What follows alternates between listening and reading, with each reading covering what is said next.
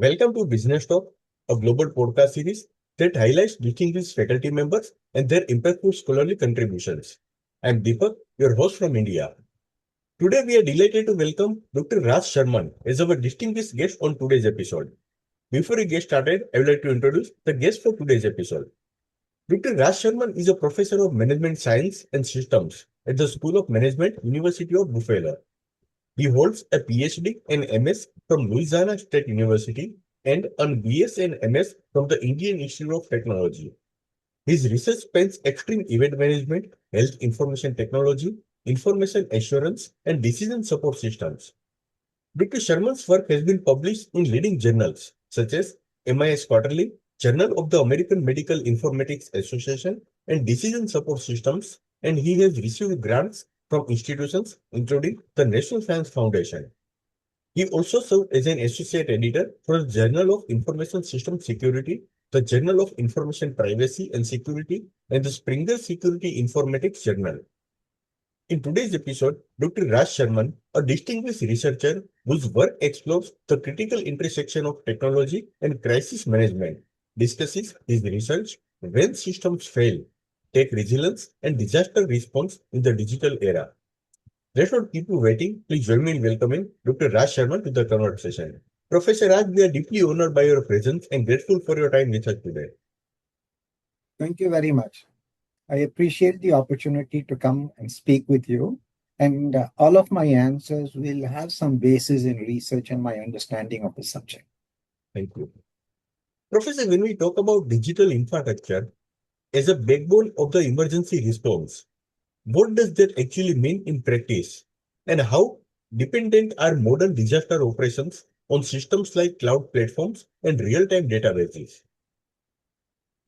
I want to first preface this with some definitions so that we have a common understanding. When we talk of a disaster event, it could be a small disaster that is localized to, let's say, a building. And there's an earthquake and only one building is impacted. Or there is a fire and only one building is impacted. There could be a hurricane which impacts a much larger area, in which case the infrastructure like wireless infrastructure and technical support are all impacted. And third, it might be nationwide.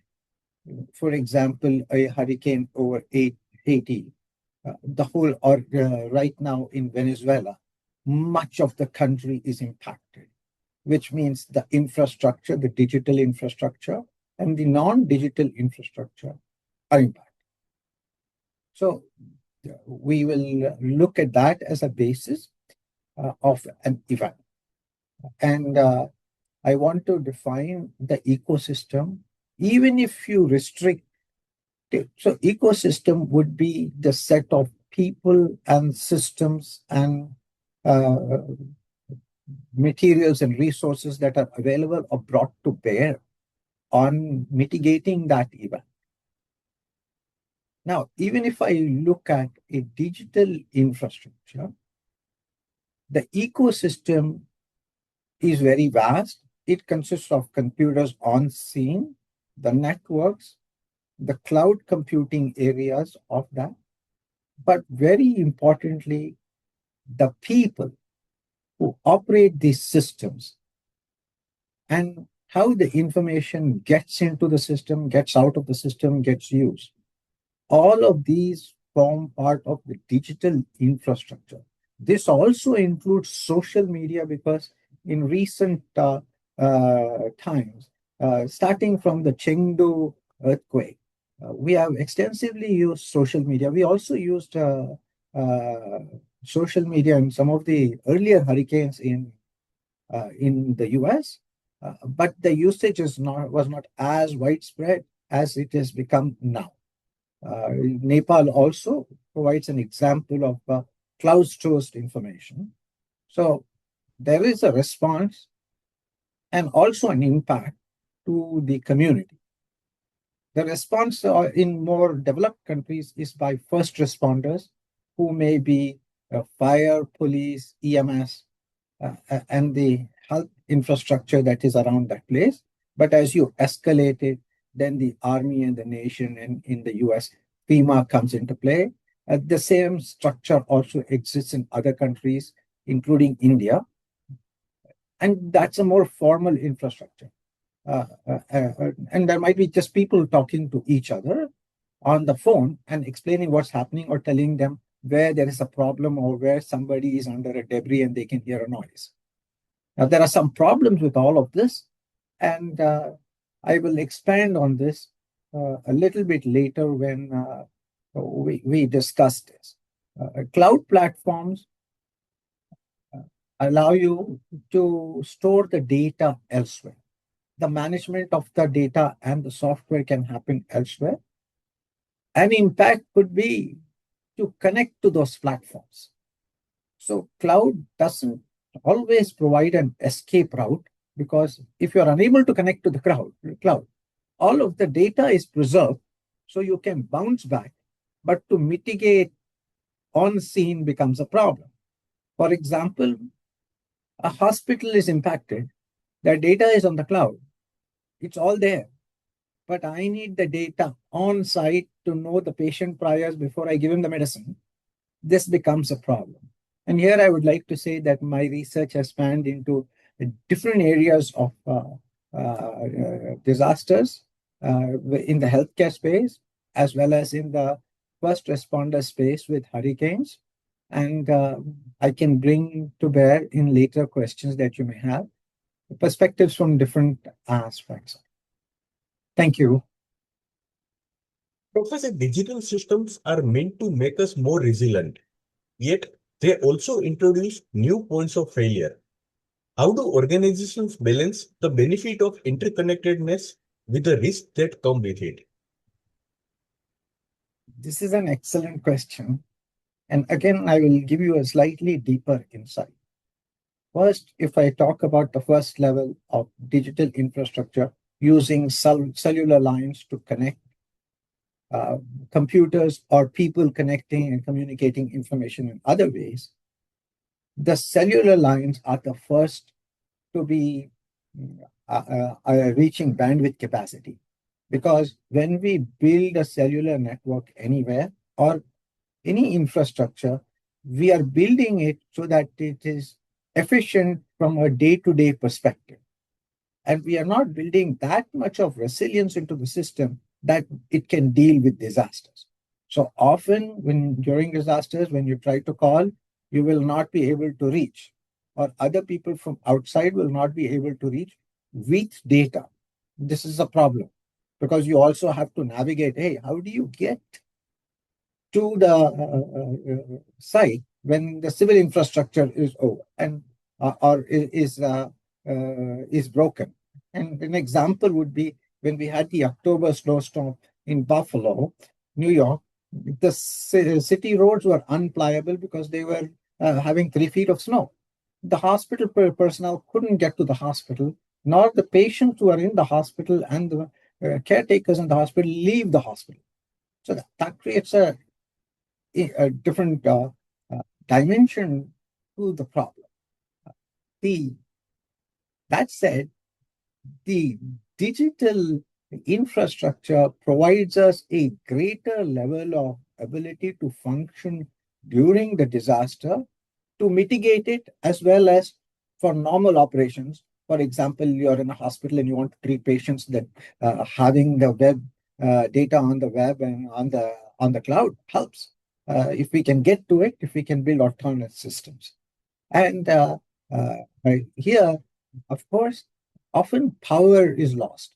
And we are now building resilience so that when a source of power is lost, we have another way to generate the power and make our critical structures function. On a telecommunications perspective, here at this university, we have 3 different ISP vendors with SLA contracts, and they take the internet connection across different pathways, so that if a geography is affected, we can still use another part. So we are trying to become cleverer and cleverer in how we use the digital infrastructure to bounce back.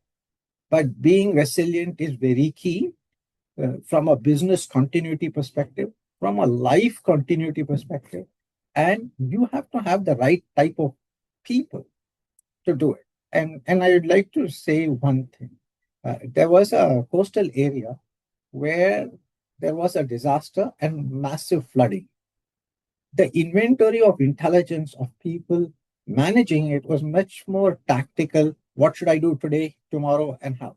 But these tactical things and operational things have to be more aligned to strategically where do we want to go. So, in terms of thinking, different levels of thought have to come into place. And both at the national level in India and in the US and developed countries, we have very good capability that we are developing, and India is getting a lot better. I watched them on a number of occasions because we look at disasters and we typically think natural disasters, but it could be man-made disasters, terrorist attacks, a wide variety of things go into the word disaster. And I answer this question with those kinds of background. And I can only, in a short period of time, tell you just that much that I can fit in that time. Professor, looking at events like the 2015 Nepal earthquake or the COVID-19 pandemic, what were the most telling moments where digital infrastructure either saved the day or completely broke down? First, let me talk about the Nepal earthquake. We have problems getting resources where it is needed. The digital infrastructure helped here a lot. There was OpenStreetMap's volunteers from around the world remotely mapped pathways through the rubble so that the first responders with cranes and earth-moving equipment could navigate. So here is a great example of how the digital infrastructure works. Now, there is another aspect to this. We have the Starlink, which Elon Musk has provided to disaster regions. So when the cellular-based network crashes, he has in recent years been able to bring the Starlink 20 satellites to any region, or 25, 24 satellites, 30 satellites, and provide that digital connectivity. And it has helped tremendously to connect people in remote villages where mobile connectivity is more easily lost. It's also lost in the city for two reasons, as I pointed out earlier. Too many people trying to use the network, and also the network starts failing for a variety of reasons. So now with Starlink kind of capabilities, we have another layer to the digital infrastructure, adding resilience to it. But in Nepal, the OpenStreetMap is an excellent example to speak about. With respect to, in Nepal, actually within 48 hours, they had mapped more of Nepal than had been done in the previous decade. So the mapping was so effective that what they did during the emergency was better than what Nepal had done in the 10 preceding years. So I just wanted to point that out. With respect to COVID, I will tell you about the challenges and how technology overcame. In many hospitals and in many areas, people are covered with uniforms that completely cover them, including their fingers. And typing into the system and extracting information or getting information was difficult. So maybe a certain person was having heart failure and things like that. That could not be done easily. Certain devices depend on technology connectivity, like a cell counter, blood cell counter, or maybe connected to the internet, or there are some other devices. These fail. But on the other hand, COVID was able to help, and we here developed an application where we were able to trace the spread of COVID and where we should, and the spread of COVID was very important because where is the leading edge and where is the high concentration where resources need to go, vaccines need to go, other respirators need to go. This was very useful. Second, on the part with COVID, the vaccines were coming in and were not all available for the mass in bulk. We never have anything for bulk. Remember, even the network lines are not available for everybody to use the network at the same time. Vaccines are also not available in any country for everybody to get inoculated at a certain point in time. So we have to build this capacity. And as the capacity was being built, we in the university developed an application so that within our local region, we knew where the vaccine availability was, where the appointment availability was, and we could direct people much more efficiently. So the technology always, when it works, helps improve efficiency and convenience. Professor, maintaining internet performance in a disaster zone sounds straightforward, but the reality is far more complex. What are the biggest technical and logistical challenges in keeping connectivity alive when it matters most? This question is so thought-provoking for me because of the many experiences I've had over the years. First, let me start giving you an example. When Hurricane Katrina hit New Orleans, the whole city was devastated.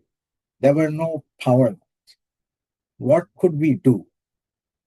So we used a lot of geophones. At that time, my phone had a geophone. So wherever I went, I had a satellite phone to dial out. But if you did not have that satellite phone, so we then brought in the satellite phones for the first responders as a nation, and the connectivity was there. But remember, when you do that, the bandwidth is very limited, and only the important people who need to communicate absolutely essential information did so. The other people are left without power, because power is typically one of the issues that goes away. With power comes other ability to reach out to first responders, ask for help. So that becomes a big bottleneck, and all of your cell phones will stop charging after a period of time. When the grocery stores don't have power, what happens? You don't get water, you don't get the resources for the survival, which creates a secondary problem of unaffected people, survival of the unaffected people over a period of time. So the technical challenges come from power to bandwidth availability and systems. And I always wanted to say that we always think of an infrastructure as the technical wires, but it also includes people who know how to work that particular software, and they are not in place. For example, I'll just give you an example of a hospital. I always like to, you have an EMR system where a hospital records are kept. Some people are working in emergency rooms. They know how to use that part of the system. Some people are using radiology. They know that part of the system, but they are not cross-trained. So they can't use other systems. And if you are anywhere in software, then each software works somewhat differently, and you need access privileges to get into it. And if you are not the right person, you don't have that access, and we have to deal with that issue as well. So the human problem, the technical problem, both have issues of working with the system and the connectivity. Thank you very much. Professor, how are simulation tools and predictive models being used before a crisis hits? And can you walk us through a real-world example where anticipating a disruption made a measurable difference? Absolutely. We, first of all, in most countries, we predict using prediction models on where a hurricane is supposed to hit. As the hurricane gets closer, we have an exact location where it will hit and how the hurricane will dissipate over land in terms of its strength. We do that with rain and floods. We've tried to also predict typhoons and other types of disasters to the extent possible. But in the window of prediction, so with a hurricane, we may know 2 days in advance, 1 day in advance. But in a storm, a windstorm, you might have only 15 minutes, but we still get that 15 minutes and it helps people run into shelters. So this has been very useful. Now, in terms of a water event and flooding, which also will happen with hurricanes, we have programs like the SLOSH, which tells you, which maps the elevation of the different streets. And then you know which parts in the streets are flooded. So the first responders can take pathways where their flooding is less to reach the disaster areas. We have very good programs that we always monitor seismic activity around the world. And whenever there is an activity, we know of it. We cannot always stop it. We do not, in terms of hurricane, always have significant advance warning. And Venezuela was a case where we did not have warning. But in some cases, when we have warning and seismic activity we see on the coast of Africa, we know that the waves will come across and it will create a tidal force after some time. So then we have some reaction time, and how well we use that time becomes very important. I wanted to say that FEMA, which is our US organization, Federal Emergency Management Association, uses a program called HAZUS, which estimates losses from earthquakes, floods, hurricanes, so that the financial impacts can be pre-positioned, other resources can be pre-positioned. During Hurricane Dorian that hit the Bahamas in 2019, NOAA and FEMA use storm surge models, just like the SLOSH, but there are many competing models to see areas that would be inundated. So these are some examples of software. Professor, unlike earthquakes or floods, cyber attacks are intentional and adaptive. How does emergency planning for a ransomware attack on critical infrastructure differ from planning for a natural disaster? Cyber attacks prevent access to data and systems in its most devastating form. In a less devastating form, you still have access to the system, parts of the system, and the data, and at times the data may be corrupted. You continue using the system not knowing that the data is corrupted. For all of this, you need proper planning on how to respond to cyber threats, which may be from nations, actors, or from individuals who are interested in different aspects of the problem. Somebody is interested in data, somebody is interested in financial data, somebody is interested in critically disabling you, or critically disabling an HVAC system and systems that kind of supply electric grids. So the problem escalates, the challenges are different. But in all cases, when you're looking at pure security, then we have a well-defined way of responding to incident detection and incident response. And of course, the most basic form which we learned many years ago is backup. But backup, we do data, but backup of the software that can work with that system is also important, and we're learning to do that. The next level was to keep the data offsite. And then we said we'll keep it in the cloud. And then cloud keeps it safe, but there are some challenges. Like, for example, India will not want its financial data or healthcare data kept in the cloud in another country, which some other countries' laws govern the utilization of the data, and India has less control. So the cloud also, we have to work on it, but we have good standards that we use for developing security infrastructure, which is often a layered infrastructure. And there are models like depth in defense and so on. And from a preventive perspective, we have audits and a GRC model, which help us to survive many of these issues that come up. Yet, we are not perfect and we are always prone to a disaster. And in some sense, this is a cat and mouse game. But in all of this, I also want to come to people. We need a good set of people. They have to be there. And you're talking about people right now. But let me take you back a little bit more strategically. We have to develop people who are growing through our school systems, who can actually work on cybersecurity problems in years to come. And we need to train our people doing cybersecurity more and more.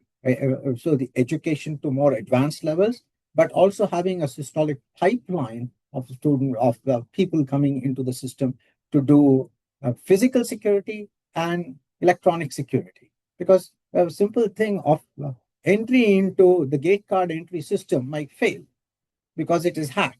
It allows strangers to come in. And it's a cyber problem that has translated to a physical problem. So all of these different aspects, our cybersecurity literature addresses this quite adequately, but the word adequate is always behind the times because the hacker is moving and our planning is there.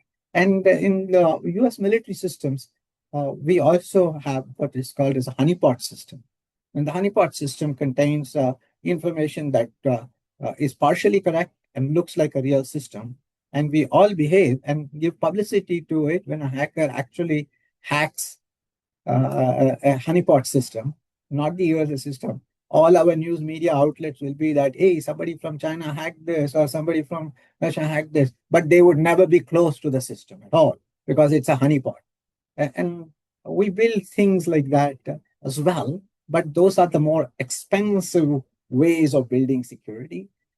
There are more cheaper ways. So security is really a function of how much money you invest in it. There is a role for the organization. There is a role for the nation in building people who can deal with this problem, and that then translates to educational institutions developing that workforce. Because even the most sophisticated system is only as good as the people operating it under stress. How do Yes. organizations train teams to make fast, high-stake decisions when digital tools are partially degraded or producing conflicting data? So my first answer to this is, if you are thinking of how to react after the disaster has struck, you are on the back foot already. Business continuity planning and planning for disaster comes first. And we do a lot of that planning way ahead for different types of scenarios. And if I switch a little bit from digital to digital plus non-digital, when there is a disaster or earthquake or some other thing, we also run, and we use digital tools on top of it. We often run tabletop exercises. And in the US, we run the tabletop exercises and real simulations, even from school shooting events and for the teachers in the schools to colleges and other places. So people kind of know what they should do. We also have very good continuity planning communities and mutual aid from other places in the US, but empowerment is an important issue. During an emergency, the boss is not there, not available. If you have empowered and trained the lower level employees to take decisions that are in line with the business, in line with community good, then decisions and actions will happen. Now, here is where I think we need to change in India. The US empowers its lower level employees, and perhaps because of our nation in India was controlled by the British, and they always wanted to have centralized control with everybody controlling it. That has percolated post independence, where all the managers are control centric. We need to kind of make our lower level employees, empower them and treat them so that during disasters and during any kind of issue, such as a service failure in a customer, the lower level employees can react, but their reaction is in planned ways and in line with what the nation needs or the business needs or the community needs. So that is a way to deal with this issue. Professor, predictive analytics can help allocate resources more effectively.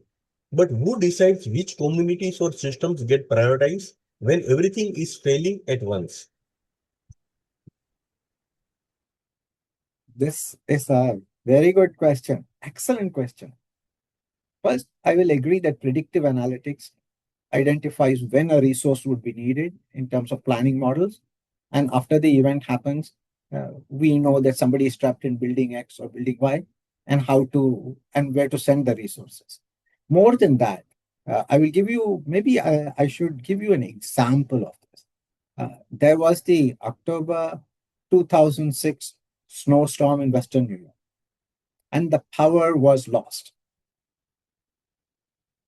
Whose power should be restored first, and who should be restored the next day, and whose power should be restored the day after?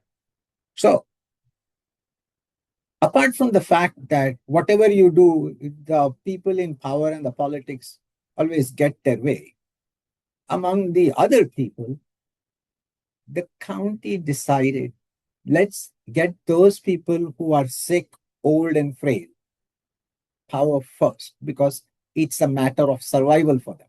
Let's get the hospitals power, infrastructure, and restore their digital thing. When I say infrastructure, I'm also talking about the civil infrastructure, because the ambulances have to go, come, patients have to go, come, so the roads have to be pliable.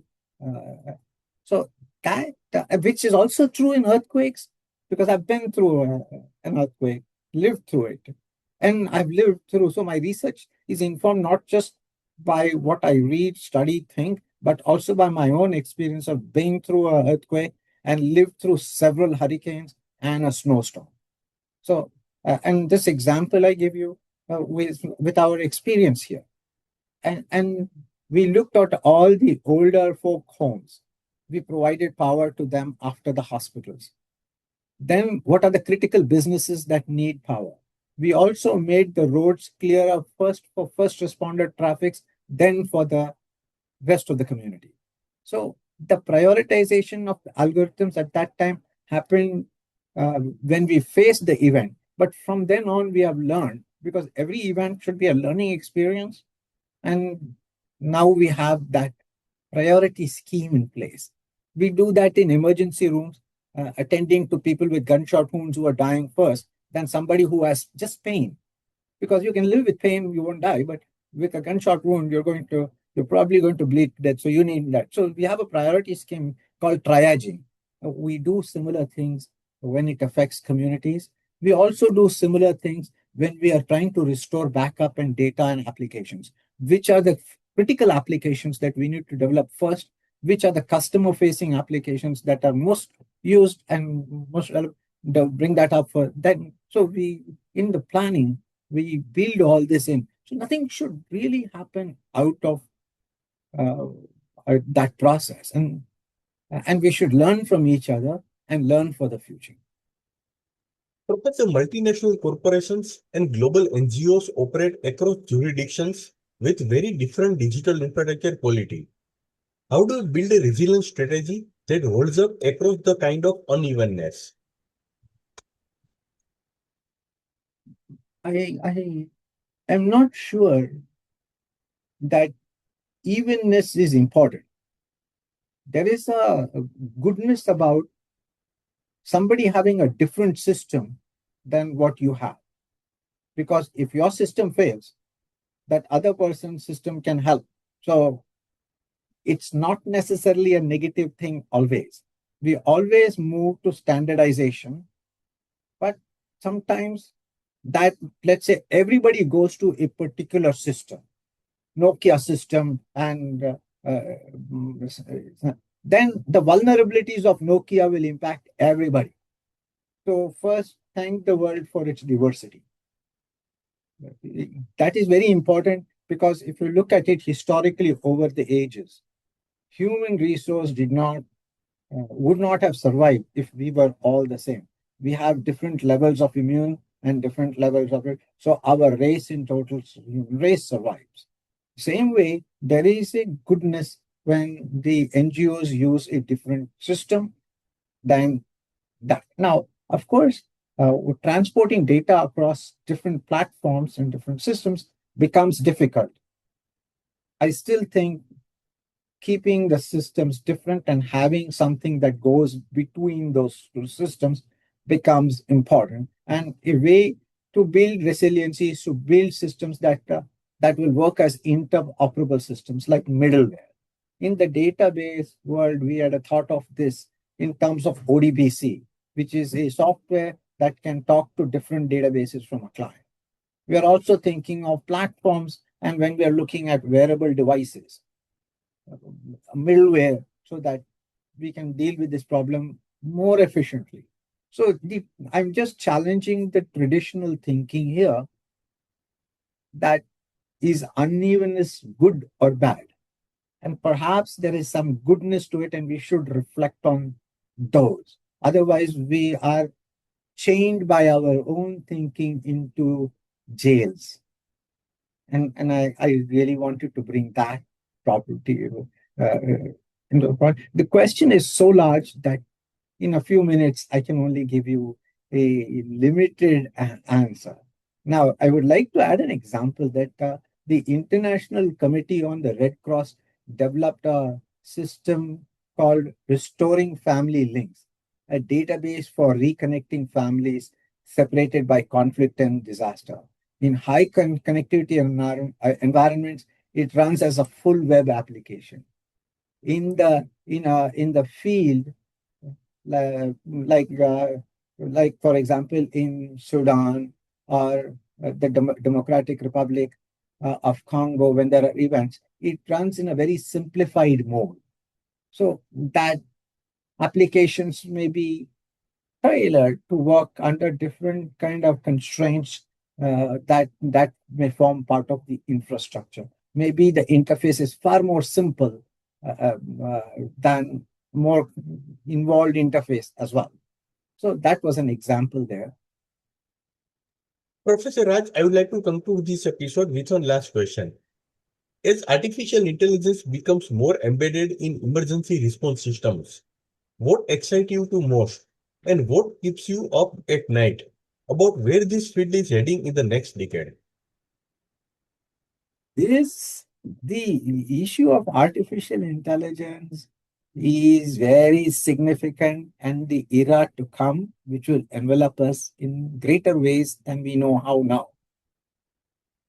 In terms of emergency response, I think that the generative AI systems can think of solutions, identify resources, and how to use them very quickly.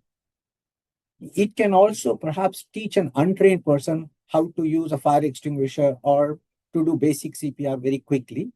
Not that we would always like to have a trained person, but generative AI is educative. It also, with agentic AI, we can automate many things so that some things can be triggered automatically and a set of actions.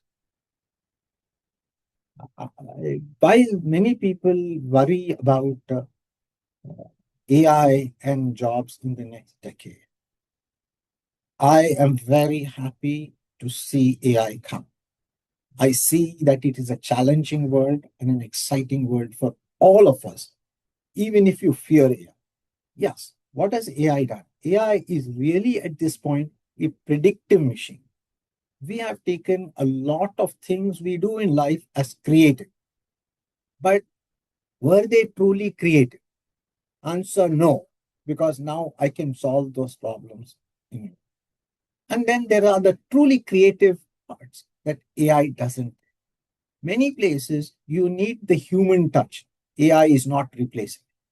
The current version of AI has many hallucination problems, bias problems, and often when we talk about ethics in AI, especially in the healthcare space, we want a physician to okay all the AI results rather than the AI telling you exactly what must be done.